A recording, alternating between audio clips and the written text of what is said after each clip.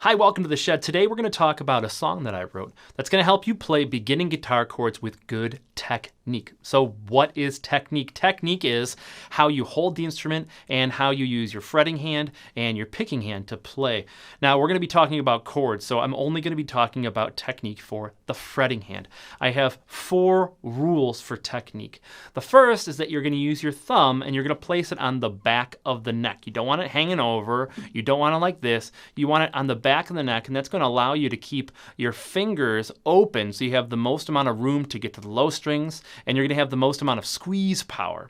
All right, the second rule of technique is you need to curl your fingers. So if you have your fingers curled and your thumb on the back of the neck, it's going to give you the most leverage to press down on the strings against the frets to shorten the strings themselves. All right, so now the third rule is you need to use the tips of the fingers. And if your thumb's in the back of the neck and if your fingers are curled, the fingertips should be what come to the strings. Those are the strongest part of your fingers.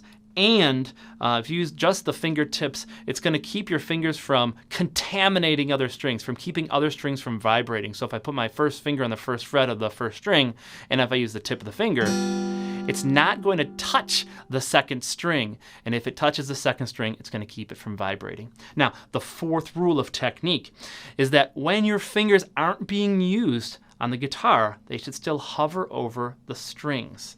So it's really easy just to put your first finger down and keep your other fingers over here, but think about the distance that they have to travel to get to where you want them to go on the guitar. So keep them hovering over the frets, and I like to think that they're assigned to a fret. So your first finger's on the first fret, second on the second, third on the third, and the fourth on the fourth. So keep them there.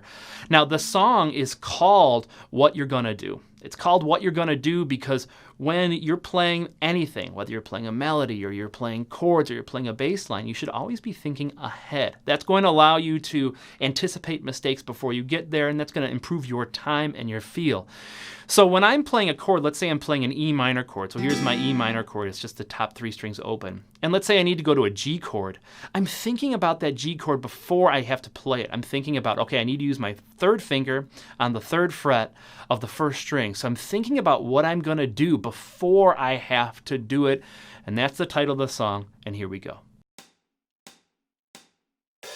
Let's start by putting your thumb right on the back of the neck. Curl them up and use the tips so you sound good as heck. Think about what you're gonna do before you do. Think about what you're gonna do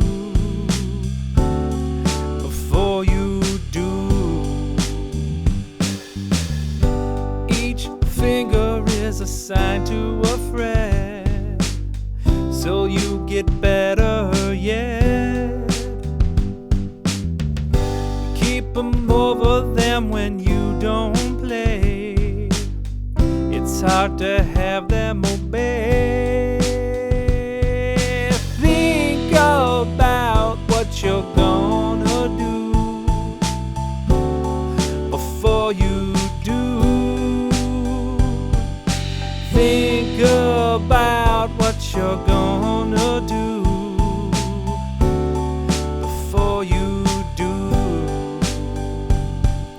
Think about what you're gonna do before you do.